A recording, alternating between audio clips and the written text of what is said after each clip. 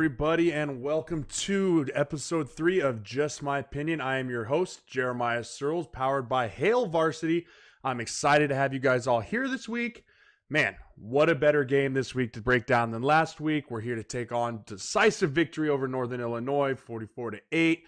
And man, just how good does it feel to wake up on a Sunday, not with that pit in your stomach of what could have been for the Huskers.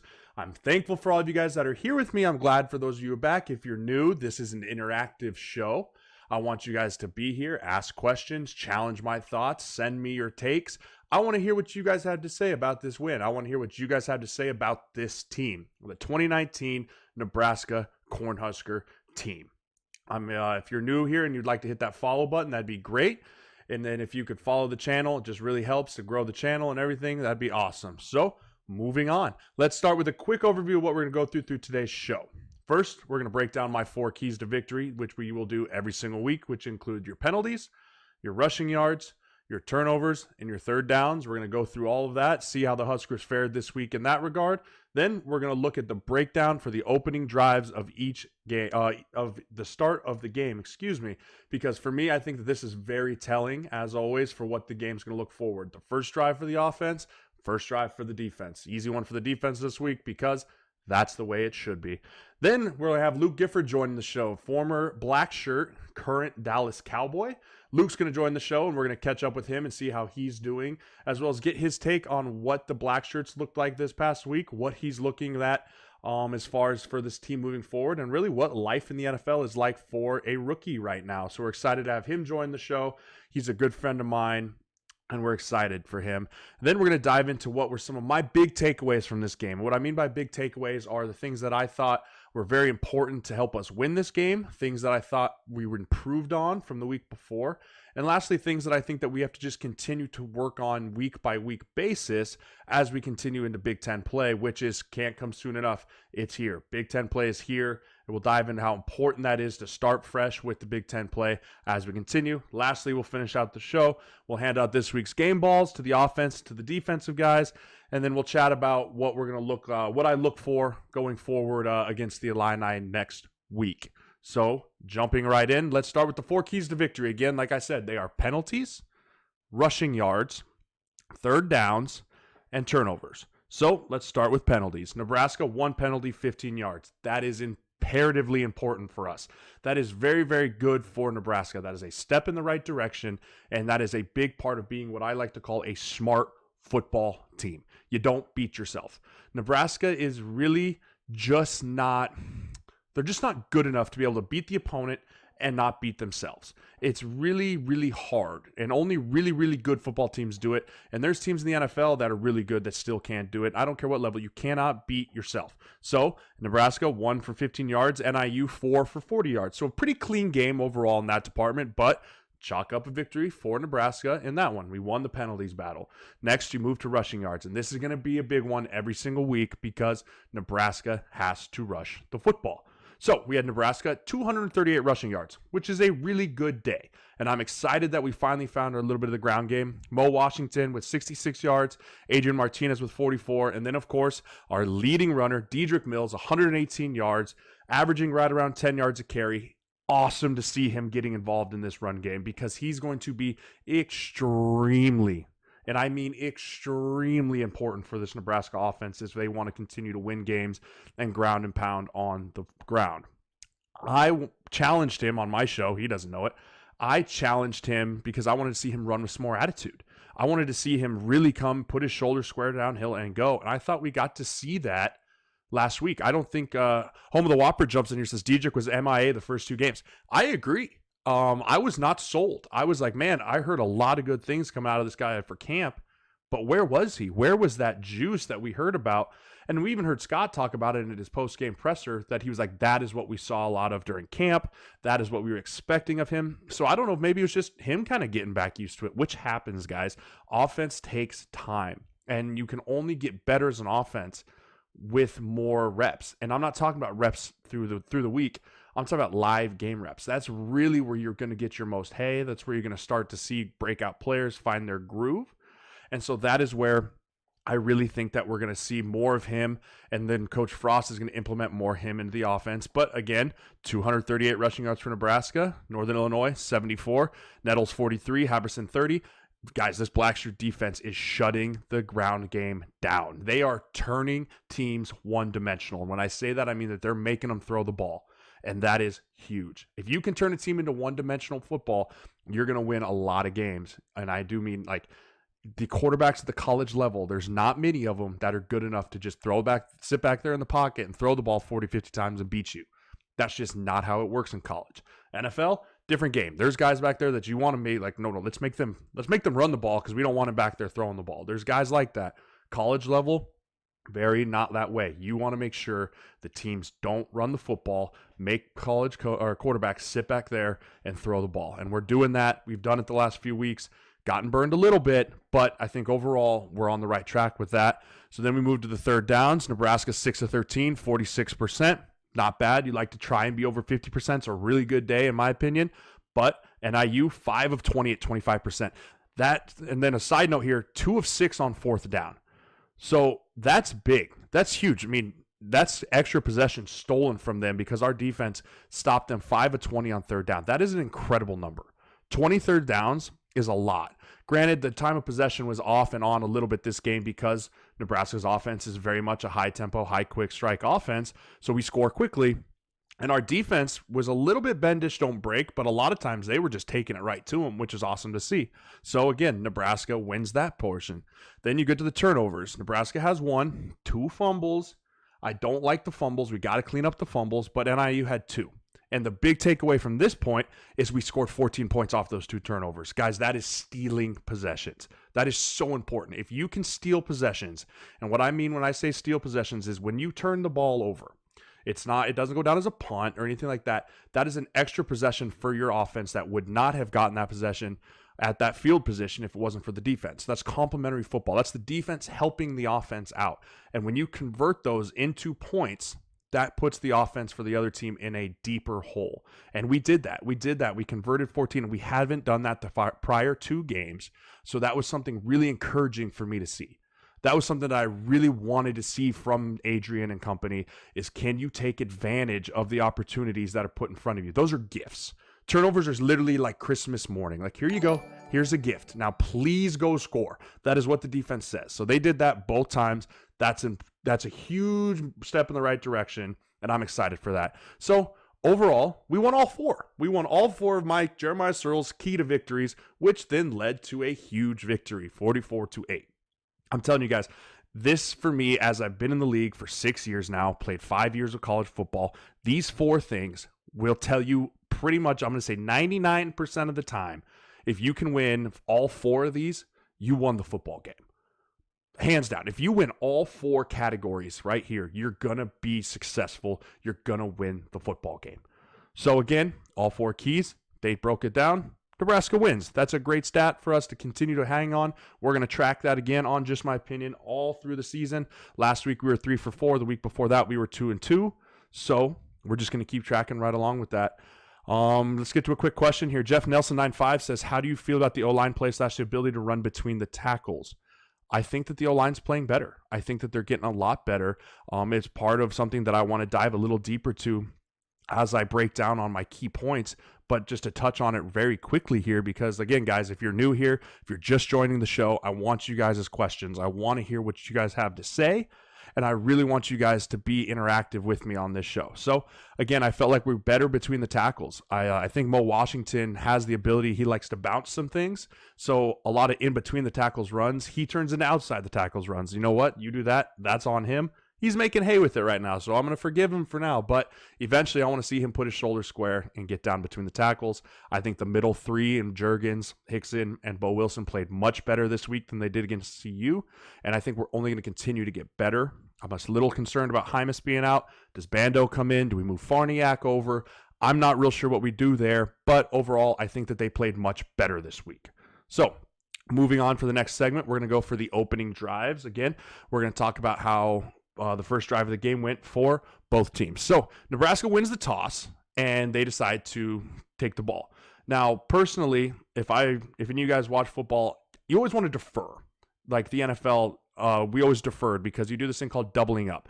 Statistically, when you defer, you get the ball at the end of the first half with a chance to score, and then you get to double dip, as I call it, and you get to try and score again on the first possession. So that's why you like to defer. But again, that's why I don't get paid the big bucks. That is why Coach Frost does. And he decided that he wanted to take the ball. And the main reason for that is I think he really wanted to get this offense in a rhythm early. I think he wanted to get them to that clunky taste that they felt at the end of the CU game. He wanted that to get out of their mouths as fast as possible. So I am very sure that is why he said, you know what, screw it. We're taking the ball. We're going first. And it worked out really well for us. So let's take a deeper look into what that first drive looked like. So the first drive, first down, was another RPO. It was an RPO right off the get because I think that's what he knows Adrian feels comfortable with. And he made the exact right call. I was watching it on the tape again. He pulls it down, handoff, linebacker shoots, he fires it. I don't know if it was just a little wide or a little like different pages or what was going on, but fired it a little high, didn't get it right on track. That's all right. Move on to another day. Second down, same thing. RPO the other way, but this time he threw it to Noah. Now that's a name that we haven't heard much, right? We haven't heard a lot of, hey, what is Noah? Where's Noah been? He needs to be a guy for us. And I think Scott knew that too. So he wanted to get him going. Again, made the right read, RPO, linebacker shot. He went to throw it. I think Noah should have probably broke out or Adrian sailed it on him a little bit. So here we are staring 3rd and 10 in the face. Not how you want to start a game. And you could just, I wasn't in the stadium, but I could feel the angst from the stadium of like, oh boy, here we go. 3rd and 10 on the get. You took the ball. Like, this isn't where you're going, but this is where what makes Adrian Martinez so special, guys. 3rd and 10, 4-man rush, and he delivers an absolute strike to J.D. Spielman over the middle on a post route. I mean, it was a perfect ball. It was incredible. It was awesome. And it was great to see because that's what you need out of your starting quarterback. When the first things don't go wrong, it's really easy for him to tank. And you want him to get in a rhythm early and throwing the ball quick. 2 incompletions as a young quarterback can start to get on you a little bit. But he delivers an absolute strike to JD, first down. One note that people may not have noticed, but one thing I noticed on that first 3rd down, it was a 3-man D-line rush, and they tried the delayed linebacker blitz. If you recall, let's think back to CU. That is what they did to us in the second half. They rushed 3. They waited till the guards took their eyes off the linebackers, and then they delayed shot a linebacker and got home. First 3rd down, copycat league, Northern Illinois tries the same thing. Hickson nails it. Boom, picks it up right in the teeth. And for me, that's a great sign of growth. That is a huge sign of growth on a young player who's a guard, but also congrats to Coach Austin for getting on those guys and helping them progress for that through the week. That's a huge thing for us. That is a big thing for them to be able to take mistakes that were made the week before and bring it in, complete it in the live bullets, not just talk about it, but actually do it live while it's big time 3rd down. I thought that was really, really nice to see for an offensive line perspective. I know a lot of people were like, man, what a throw, what a catch. Awesome pickup by Hickson there. It was an awesome thing to do. So 3rd and 10, we get a new set of downs, and now here we get Noah involved, right? Noah's first catch of the game. You can see Frost wanting him to get involved early, which led to later success in the game. Receivers need confidence. They just do. Receivers just need to build confidence. They need to get in a rhythm early. I've learned this from being around receivers pretty much my entire career, that if they're not comfortable, if they're not happy, then they kind of tank a little bit, and it can start to be a little bit of a woe is me, because that's just, receivers are drama queens, aka look at Antonio Brown or Stephon Diggs this weekend. Just how it is. Anyways, moving on, not saying that, but that's just how things go. So we get him first about 11 yards. Really nice to see him get going. New set of downs. Again, we're chugging right along. This is what you want from an opening drive from your offense. Looks like a well-oiled machine after those first easy ones down. Second down, Mo Washington gets involved. So we get him involved with a swing pass. Not a great run, not a great play call in that regard. They were there waiting for it. And so now we're sitting at 3rd and 11, right? We're sitting at 3rd and 11, and people were questioning this call. And I'm not going to lie to you, I was also questioning this call when I watched it. But as I went back and watched it, it was a quarterback power to the left. Bo Wilson pulled around. We were one shoestring tackle away from striking up the band and touchdown. And I mean that. Like, they were an absolute so close to a touchdown. I love the call. But again, it comes down to execution. We missed a block by that much, guys.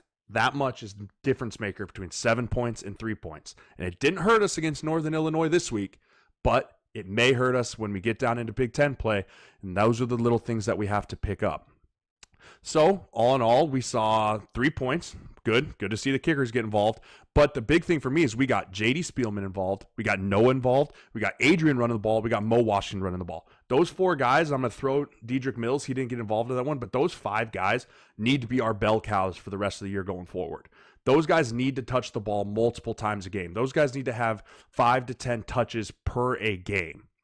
And so I think Scott knows that. I think Husker Nation knows that. And other defenses are going to know that if those guys are the ones getting involved, we have to have them involved to a point where they're going to be difference makers. Right now, the first 2 games of the year, I would say Mo's the difference maker, Adrian. But now we have Noah who come up with a big touchdown. JD who comes up with some big catches. Those are the difference makers, guys. So I thought that Scott did a great job on that first drive, getting those guys rolling. So that brings me to the topic number 1 from my poll that I put on my Twitter is, what is our identity as an offense? Do we have an identity crisis? The answer is yes, we have an identity crisis. And what I mean when I say identity crisis is we're a feast or famine offense a lot when it seems at times. There is times when our offense is absolutely rolling and it's the big plays, but there's also times where we just seem stagnant, clunky, like the machine's not going. And I think that's because we don't know who we are as far as, are we an RPO team? Are we a zone read team? Are we a quick out team? Are we a deep threat team? These are all things that I think Scott's trying to answer, Adrian's trying to answer, and we're only going to answer them by doing them more and more in live bullets until we finally get our groove. We started to see a little bit more of that with the downhill out of Dedrick. And so when I say identity crisis, I don't mean that we're like struggling. I just mean that when crunch time comes, what does Scott open his playbook to and say, I'm going to call this play, and I don't care what the defense runs. I don't care what they're looking at. We're going to gain yards on this play, and that's because that's who we are as an identity. And in my opinion, Coach Frost wants the identity of this offense to be with the 5 big guys up front. They want to be strong. They want to be physical, and they just want to maul people. And so I'm hoping that that is our identity going forward because the guys up front can do it.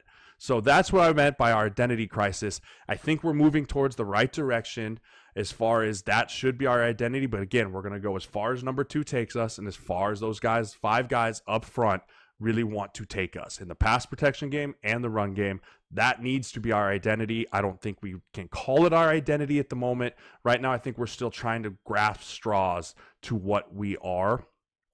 But I'm really excited for it to continue to watch them. So let's jump to the defense real quick. We got Luke Gifford joining us here in about 5 minutes. So I'm excited to have him on the line. But we're going to bring up the defense first. And they did exactly what you're supposed to do at defense at home. 3 and out. That is what you do to set a tone for the defense at home in your place. Night game, crowd is loud. Don't give the crowd any excuse to sit on their hands. Give the crowd the chance to stand up and absolutely cheer. Moderator, can you please kick hello 1123 out of my chat, please? That'd be great. So as we continue to roll here, I'm looking at first down. We have a blitz by Colin Miller off the first play. The very, very first play, we are blitzing. And that for me is immediately telling Ross Bowers, hey, don't get comfortable back here. Do not think you're going to stand back here and throw the ball like you did against Utah. Do not think we're going to let you and be a good quarterback like you are. We are going to be in your grill all day, different looks, different pressures, and you're going to have to get the ball out. And you could tell from the first play on, guys, he was uncomfortable. We had a blitz by Colin Miller and a really nice pass breakup by Jackson, who I thought played a fantastic game the other night. His probably most complete game I've seen him play as a defensive back for the Huskers since he's been here. Mo Berry was a monster. Whopper, you were right. That dude was all over the field. He was making plays all over. He is a consistent playmaker for this defense right now. And like I said 2 weeks ago, he's the heart and soul of this defense. You say Adrian makes the offense go, Mo Berry makes the defense go. That's just how it is. He's the heart. He's the one that's going to keep the pain rolling on those guys because he is so fun to watch. He is sideline to sideline, downhill, energy bringing. He epitomizes what a black shirt wants to be.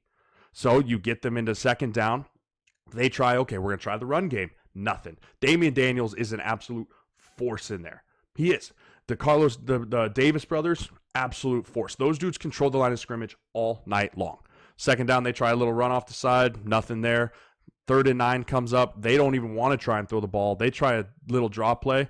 79, big man over the center, captain, transfer from Oklahoma State, makes the center look silly, tackle for loss. That's what we need out of those guys. Come out 3 and out, and that's the way that we roll.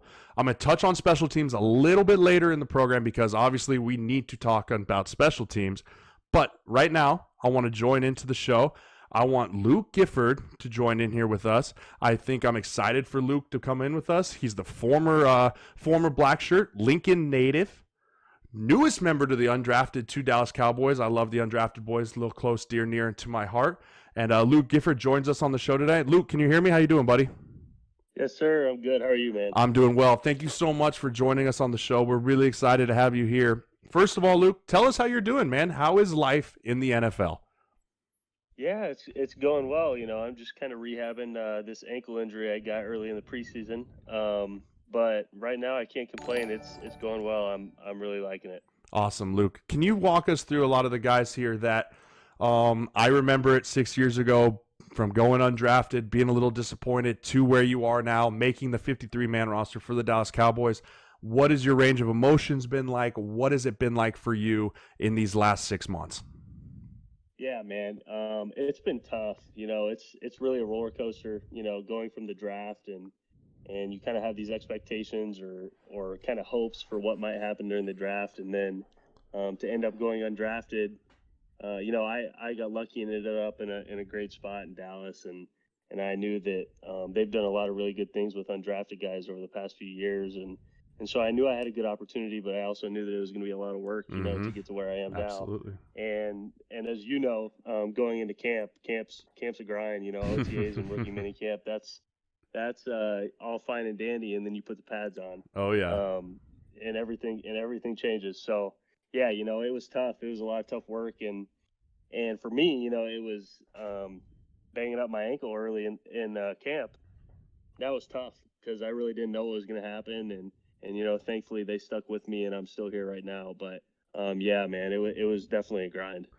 Yeah, I mean, I can attest with the grind of your first year is one of the hardest things you'll ever do. But I promise you, once you get to that off season, it will be completely worth it. Luke, you guys are having a lot of success down there right now, offense and defense. Yeah. What are these first 2 weeks? What is the Cowboys' success on defense, especially? What are you guys saying? What are you guys doing down there that's really working? I think Coach Marinelli, first of all, he's a great coach. We have a lot of really good coaches down here, but they just preach effort more than any team I've ever been around in my life. I thought that I had been on teams that preached effort until I got here, and it's completely different here. And effort, and it's all about the ball. Getting turnovers and forcing big plays. And then we have a lot of good leaders and obviously great players that are all over the defense. So it's a lot of fun to play with these guys. Absolutely. We're going to go. We asked some questions this week on Instagram, Luke, for people on the show. And Tompy wants to know, is it acceptable to throw the bones in the pros? That leads me to my question for you. If you get a big play, will you throw the bones as a Dallas Cowboy? I've been kind of thinking about this. Okay. And I don't know if it is acceptable, but I think the first time I'm definitely going to have to throw them. And I'll take the heat if it's not, but I think I'm going to go with it. I love it, dude. I absolutely think you should too. I think it's part of who you are. I think it's part of where you're from, and I think people will love it, honestly. Yep, I agree. Switching gears back to Nebraska a little bit. You were part of this linebacker room just a year ago, but man, this linebacker core that Nebraska has right now is, in my opinion, it might be one of the best linebacking cores I've seen there since Levante David and crew has been there. Yeah. What do you think about this? Between Mo and JoJo and Taylor and Collins, you go across the board, break down some of these guys that you've played with, you've been in the locker room with. Like, what do you think of this linebacking core that Nebraska has? Yeah, they're really good players. And I think each of them kind of brings something different. But the one thing that everyone has is a motor. They all play super hard. And I think, start off with JoJo. JoJo's unique. He's kind of got a skill set that not many guys do, being 235 and being able to run like he can, and then just a natural instinct. He's just a football player, and then obviously Mo's a great leader, and he's got a motor that is out of this world. Could run for days, and then you got some guys around him like Colin, who Colin's really stepped up and really, I think it was tough for Colin going from outside to inside at first, because he would have played a lot at outside and was probably more comfortable there last year. But he's really embraced his role, and man, he's playing really well. Yeah, I think he's done a really nice job. Jeff Nelson chimes in here and he says, "What's it like with Vander Osh, Jalen Smith, Sean Lee? How much is practicing alongside them causing you to raise your game, Luke?" Yeah, that's huge. I think that's probably the best part about being here in Dallas is just that you can push yourself and learn so much from the guys around you. I'm pretty lucky to be playing with those guys, and sometimes they'll be sitting there in the meeting room and they'll say something. I'm like, man, I never would have thought about that in a million years. So Sean's got so much knowledge and wisdom when it comes to football. It's really cool to listen to him. Yeah, going back to some of the questions here, Austin Hoy chimes in. He says, "Luke, what was the biggest challenge when adjusting from college life to the NFL? I know you're still very new in your NFL life, but you've gotten through 2 weeks now. You kind of starting to feel a rhythm of what the season looks like in the NFL, and I can attest to this of how it took me a little bit to adjust. But what's been the biggest adjustment from the college everyday life to the little bit of a freedom that you get as an NFL player?" Yeah, you got to be super responsible and just I think the best thing to do is find a routine that works for you and really stick to it. The guys that play the longest and are around the longest are the guys that do the same thing every day and have something that they get used to and that really makes them who they are. And that's kind of hard. It's different than college. And the other part of it is it really is a business now. This is people's livelihood and how they feed their families, which in college, obviously you're not getting paid like that, so it's a lot different, and it definitely takes getting used to. Yeah, and I tell you, it's not going to get any easier as the more freedom comes. It gets a little harder, but at the same time, that's what makes guys like yourself and myself last. Is I've always believed this as an undrafted guy, you are more of a self-made man than anything because you show up and you have to work every day to get there. And so, Luke, huge testament to you. I knew you were going to do great things, man. Watching you, I'm really excited that you're continuing. Let's dive back into Huskers.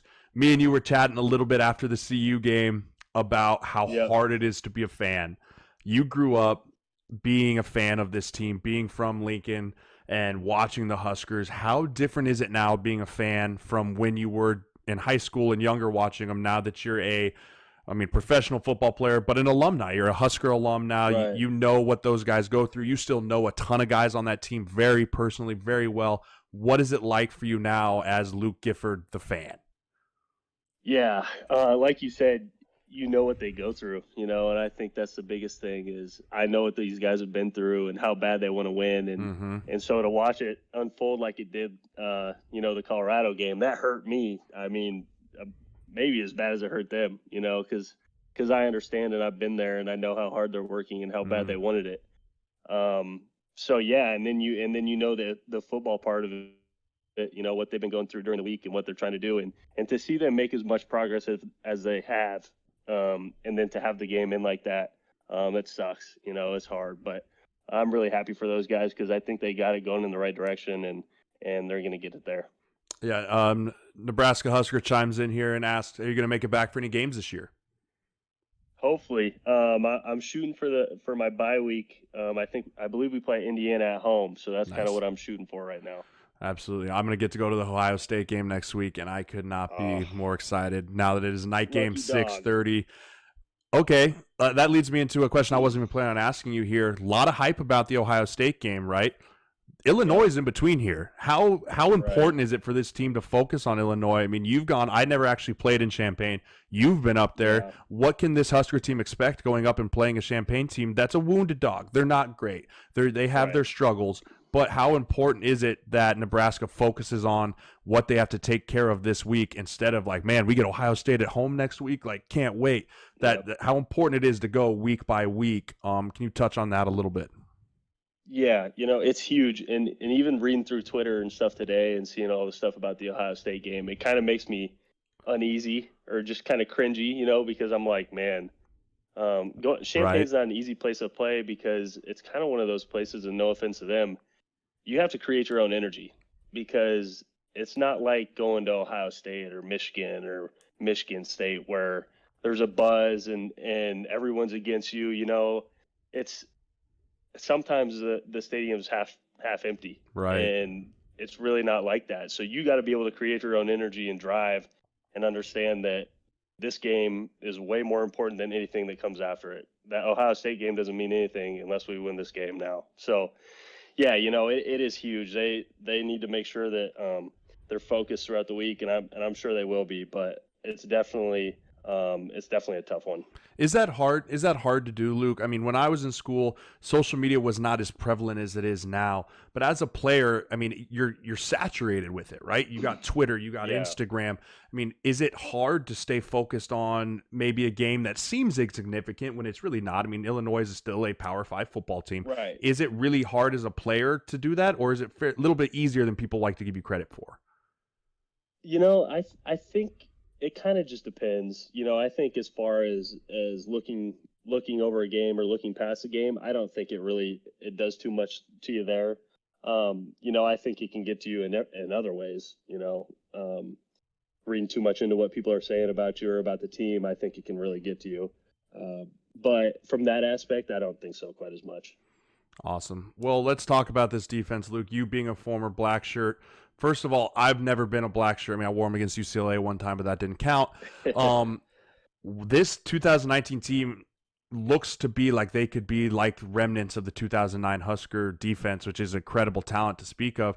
But can this Husker team rely on this defense to get us 8+ wins? I threw it out there on the poll today. Guys want us to talk about it because everyone's kind of so used to talking about Scott Frost and his offense. Man, this defense is here to play. Can we rely on this defense to get us 8+ wins if our offense continues to struggle? Or do you think that this defense eventually is going to really need the help to come back from the offense? That's a good question. And I think after having played in it, and knowing how many plays and snaps you play in a game when the offense plays this kind of style, I just feel like at some point the defense is really going to need the offense. And that's nothing against the defense or anything like that. But when you play this style of offense and the defense is out there for so long, and especially against teams like Wisconsin and Ohio State and Iowa, the teams that can really run you down and run the ball, that's going to be tough. So I think at some point the offense is going to have to pick them up a little bit. Absolutely. Again, guys, if you're just joining the show, we got Luke Gifford here with us, former black shirt, current Dallas Cowboy. He's joining us on Just My Opinion. We're going to go into some more questions here, and Waddle asks us a question off Instagram, which I think is an important question, is how has college football life changed you as a person, and does it help you as a man? I'm going to jump in here real quick, Luke. It helped shape me who I was. College football helped turn me into the man that I am today. It helped me turn into the husband that I am, into the father that I just most recently became, because of the coaches that you have, but also because of the friendships that you make. For example, I'm talking to Luke Gifford. We didn't play together, but I think one year when he was a true freshman, I might have even missed him by then, but we're friends because of college football. I'm got some of my best friends because of it. So it helped shape me as a man to be a better man because of college football. Luke, I don't know about you, but that was my experience at Nebraska, and that's why I love Nebraska, and I moved there. That's my home now. But how about you, Touch? How did college football shape you as a man and as a person? 100%. I think you said it, the relationships, and then also just some of the lessons that I've learned from it. I think I really found myself about halfway through college, and just the fact that, when I was younger, I really let football and my success on the field identify who I was as a person. And so for me, going through those struggles and the trials early in my career really helped me to understand who I was later in my career, so that I could go out there and play freely and understand that what I did on that football field had no bearing on who I was as a person and who I was off of it, which allowed me to become the player that I am today. So I think college football has shaped me as a man, has given me a lot of great relationships that I'll never forget and I'll always cherish. And it's really, I wouldn't be the same without it. So I'm super grateful for it. Absolutely. Maddie Ray 518 asks, what is our strangest pregame routine that we follow? I know I have some strange ones. Luke, I'm going to let you go first here. Do you have a strange, a strange routine, or maybe like a superstitious type thing that you do before every single game? Man, that's tough. I'm really not a very superstitious person. I Okay. kind of listen to the same maybe like 5 to 10 songs before when I'm on the bus and on the way to the stadium. Okay. Can we get the Um, Luke Gifford playlist? I'll give you the last one I usually listen Okay. to is Me Okay by God, I don't even know who it is. Ti maybe? All right. I like Yeah, it. I think it is. Yeah, that's my last one. The other 10 kind of rotate every once in a while, but yeah, I'm pretty normal when it comes to my pregame stuff. Absolutely. We got Nebraska Husker coming in here again. What's your favorite time slot for kickoff in college? Personally, I loved 11 o'clock games. I like Hmm. it because you can get up and you just eat your breakfast, get your cup of coffee, get to the stadium and go. That's why I like the Yeah. NFL's noon games as the same. I know fans are like, I want to tailgate. And as a fan now, I'm like, I want to tailgate. But definitely as a player, being able to get up and go helps you so much more than if you were to just sit back in the hotel room and think about it all day, because nothing's worse Yeah. than the human mind. Luke, what do you think? Totally agree. I'd say 2:30 is okay, but other than that, I'd much rather play at 11. I totally agree with you. It's just the longer you sit there and think about it, and it gets tough, and especially those night games, you're sitting there in the hotel room all day, just watching other games and trying to Hmm. keep your mind off everything going on. So yeah, I would have to agree with you. All right, Luke, we got about 5 more minutes here with you. Give me an outlook on what you want to see from this Husker team, offense, defense. I mean, special teams after last week. Yikes. What are you looking for out of this 2019 Huskers team as they progress forward here over the next 10 games? Yeah, I think especially this week, just get off to a quick start and be pretty clean.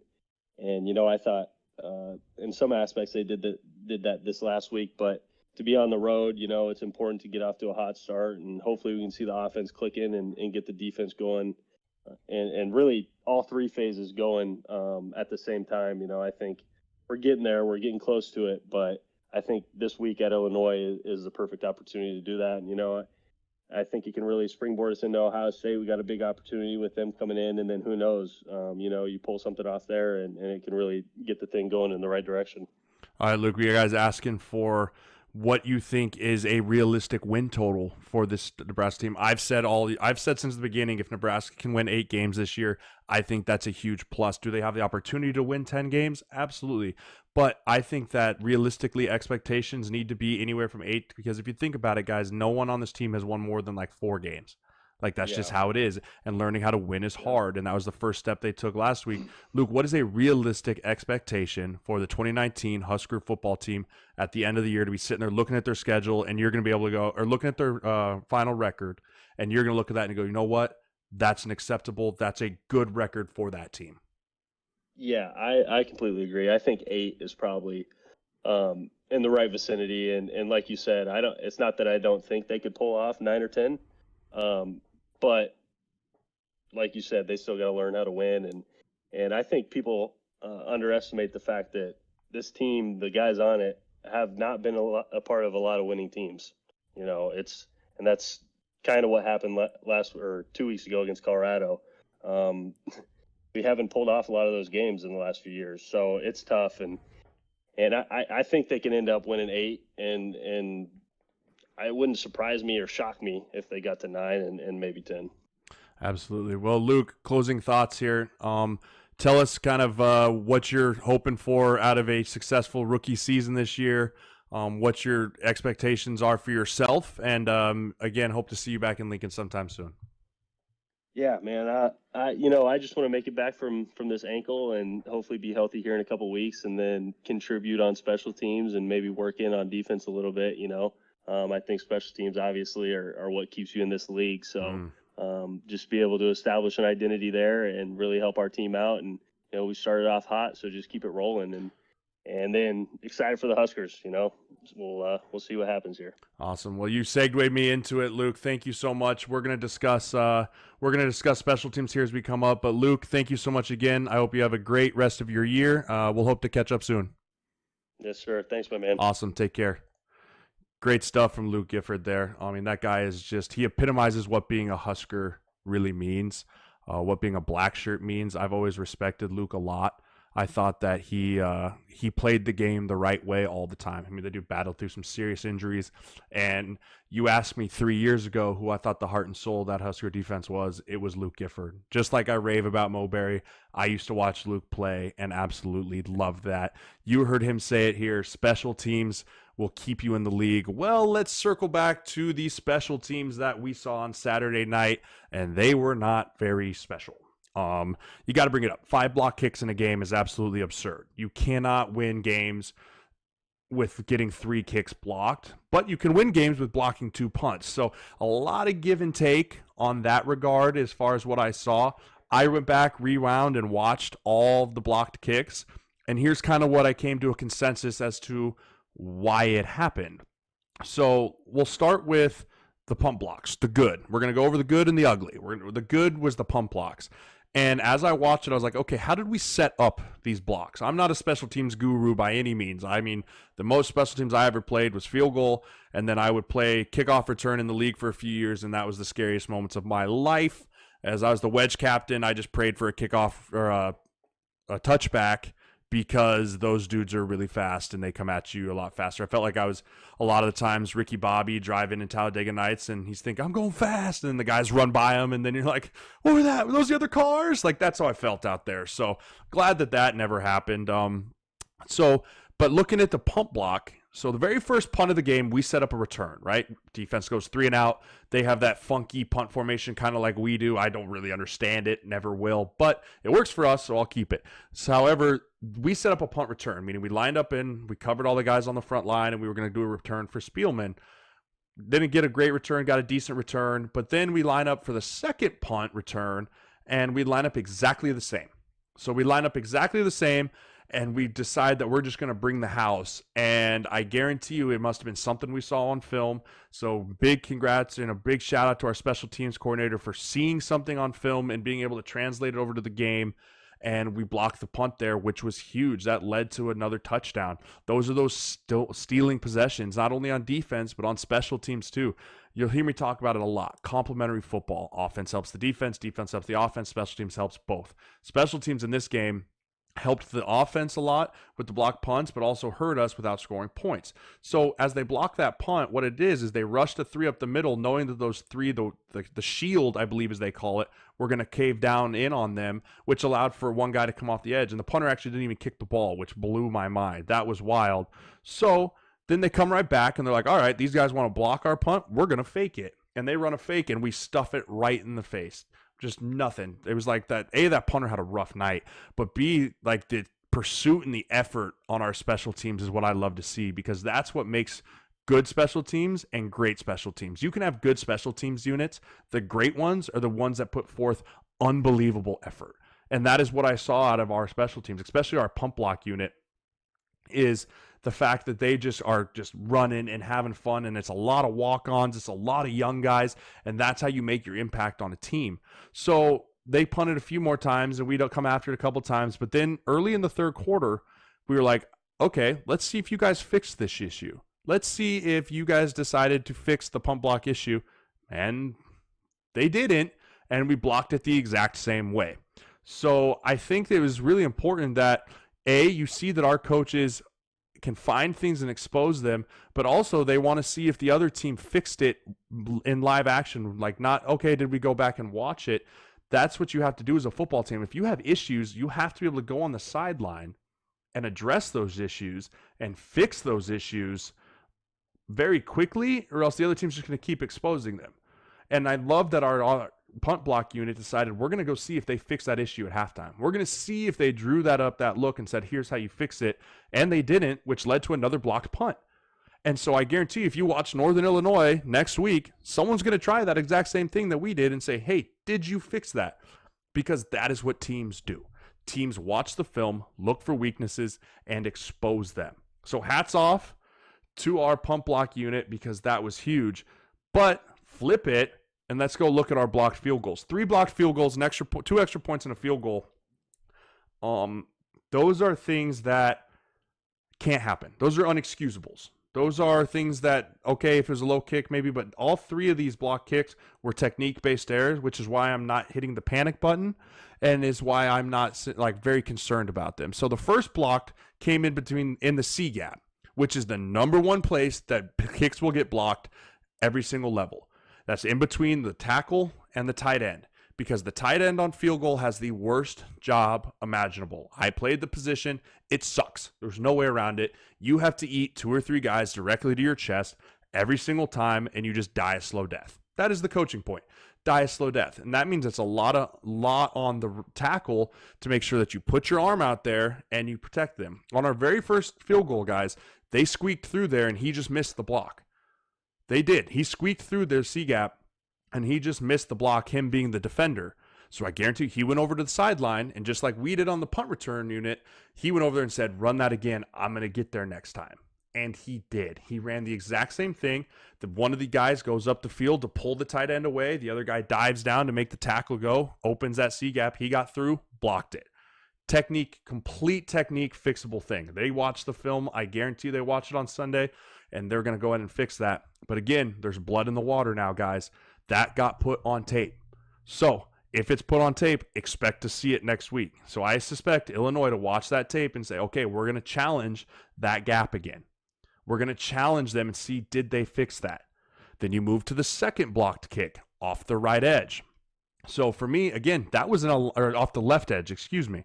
That one was an alignment issue. That had nothing to do with the toughness or how well everyone up front did. That was just simply the wing, the guy behind the tight end. So you got the guys on the front, and then you got the 2 guys that are behind them. We call them the wings. He just lined up too tight to the tight end, which then shortened the corner. And kicking is all a timing thing. Boom, boom, boom. Snap, hold, kick. And if you shorten that edge, that makes the DB be able to turn that corner just a little quicker, and he's able to get that block. So again, an alignment issue. Panic? No, we're fine. Just have him line up. He actually fixed it during the game. I watched the next kick. He fixed it. Didn't get around him again. But then you move to the other side where we got the next kick block. So we got the kick block twice off the right side, 1 off the left, 1 from in the interior, 2 from the edges. But this one, hate to say it, is all on the kicker. That one was all on Armstrong. If you watch it and you slow it down a little bit, as Armstrong's getting ready to kick, he hitches, which means so he looks at the holder sees him, he gives him the nod, he looks at the center, and Armstrong tries to anticipate the snap just a touch, and he ended up like stuttering steps, which just made the kick operation a little bit slow, and that DB was able to turn the corner and get a hand on it.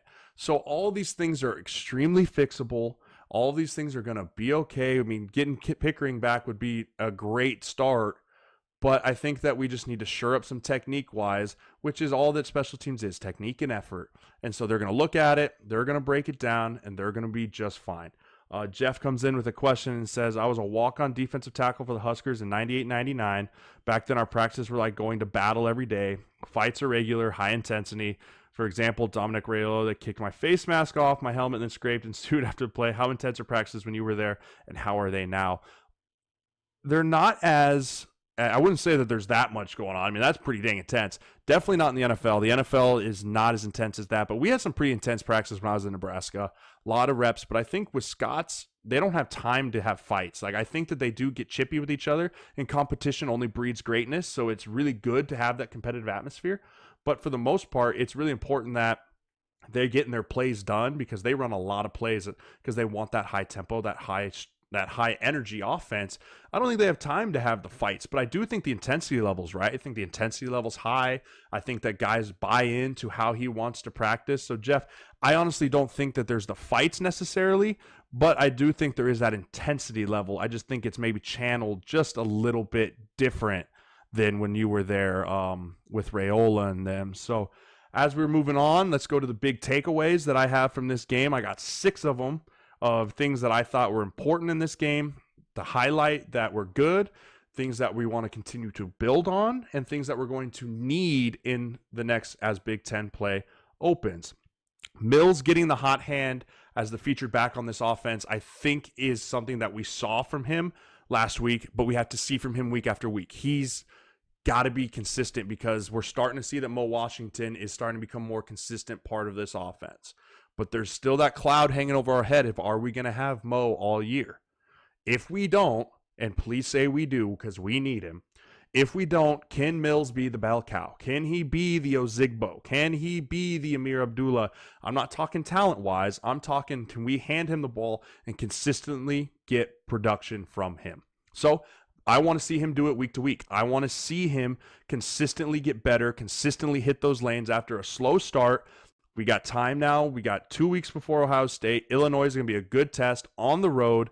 Can he be big for us? Next, black shirts. Can the black shirts secondary continue to play at the high level and then shore up some of our miscues? We got lucky, guys. We almost spotted them 14 points on 2 overthrown balls.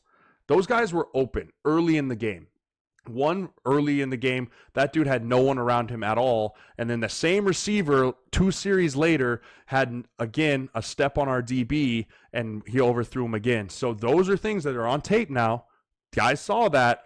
And then after the couple deep balls that hurt us against CU, those are on tape. We need to be ready for the deep ball, because as great as our defense is playing, I would say that is our one glaring little chink in our armor right now, is can we defend the deep ball?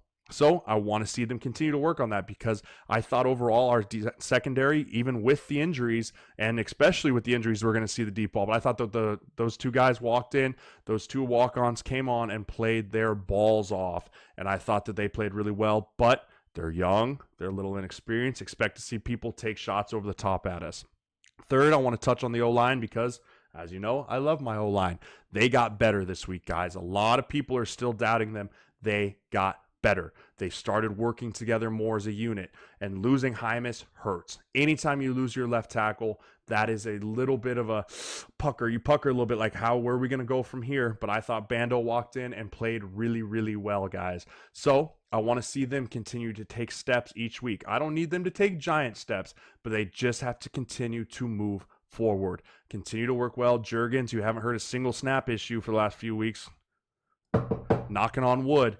But I think he's starting to get that figured out. I think he's starting to be more comfortable, and he's the leader of that line. So we need him to go, and we need the guys to follow. I think that they're just playing more of a unit. You don't see as many of the one-off misses. They're still there. Clean them up. But I thought overall they played a much more complete game than they even did against CU. They fixed things. Like I said, we picked up the delayed blitz many times. That was a good movement team. They thought they were going to be able to move, slant, and we knocked it right in the face, which is what led to those big plays. But we're going to continue to see more movement from more talented defenses. We're going to just see guys that have more talent, so I want to just see them continue to work better. And then the next point, Adrian. Adrian's showing us who he is and who we thought he was. There's always been, ever since that first game, we're like, well, who is this guy? This isn't who we thought he was. This isn't who we thought he was going to be. But we're starting to see him come into his new role, because I do think he's coming into a new role on this team than he was in last year. Last year, he was very much, the young gun, like got a little bit of credit, like, he's young. If he made the mistakes, we'll just kind of lean on. No, you are the focal point of this entire Nebraska offense, and really this entire Nebraska team. Like, you're the focal point. You're the lead guy. So I think he's settling into that a little bit more, and I think he needs to take some of the pressure off and just go play and just be consistently build on that game that he had. He had some bad plays. He had some bad throws, but overall, I thought that he played very, very well. And I really think that he's better out of the pocket. I want to see Adrian out of the pocket. I want to see him on rollouts. I want to see him on play actions, because I think right now, in order for him to find really his groove, he doesn't like having that dish in front of him. He doesn't like that a little bit right now. It makes him a little uneasy. You can see him hitch a little bit. If his first read's not there, he's pulling it and going. Versus, when he gets out on the outside and he's gotten a little bit more room to run, a little bit more vision, he seems to go through his progressions a little bit. So I want to see Adrian more out of the pocket this week. I think that's something that was a takeaway for me, is he looked comfortable out of the pocket. He looked poised out of the pocket, even on scramble rules. But let's not make it scrambles. Let's make it actual play calls of moving the pocket. I think that's going to be something we see against Illinois. If he can become more comfortable with that, we'll incorporate it into the game plan against Ohio State. And then the D-line. That's another thing I want to talk about. The D-line was phenomenal, guys. We are monstrous up front. I mean, I look at that D-line and I'm seeing the Daniels brothers, and we're huge and we can control the line of scrimmage. I want us to continue to do that. And I want to continue to see us rotate guys through, because as that second unit even came on late in the fourth quarter, I thought they did a really nice job too. So that's how you build depth. And then lastly, guys, it is Big Ten play time. It is time to clean the slate, start fresh, because now it's for all the marbles. Each game after this week only gets more and more important, because if you win one, the next one becomes that much more important. And if you lose one, the next one comes that much more important. That's just how league play is. That's just how it is in college. You can't lose more than 1 or 2 games if you want to talk about being division champs, if you want to talk about winning big-time bowl games, college football playoffs. But all of that's just going to continue to come with time, but that's how it is with the Big Ten. You can't take anything for granted. I mean, look at some of the teams that came up. Arizona State goes and beats Michigan this week. Iowa State almost pulls off one against Iowa. I mean, you got to show up every single week, and the Big Ten is there for the taking for Nebraska. Yes, Ohio State's the bully of the Big Ten right now. That's no secret. The Fields kid up there is torching people left and right. But I think on our side of the division of the Big Ten, we have every opportunity to win that and be playing in Indianapolis in December. I really believe it, but we have to show up and we have to earn it week in and week out. And it starts this week in Illinois, in Champaign, against an Illinois football team that dropped one at home last week. They're going to come out. They're going to want to start their Big Ten season off on the right foot too. And we got to take it to them early and take it to them quick, and they'll quit. They'll quit, and it's another way for us to learn how to put our foot on someone's throat and win a game. You put 2 solid back-to-back games like we had against Northern Illinois and Illinois, and you build momentum moving into Ohio State, I think is going to be key for this Husker team moving forward. So lastly, let's give away our game balls for last week.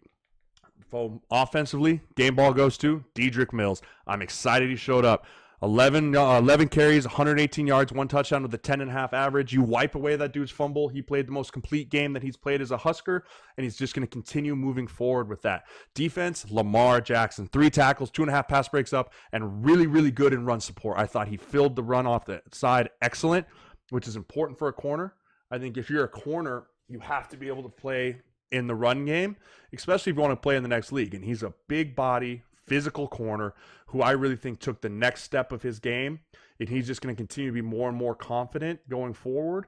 So again, congratulations to those 2 guys. They are the, just my opinion, offensive and defensive players of the week. Game balls to them.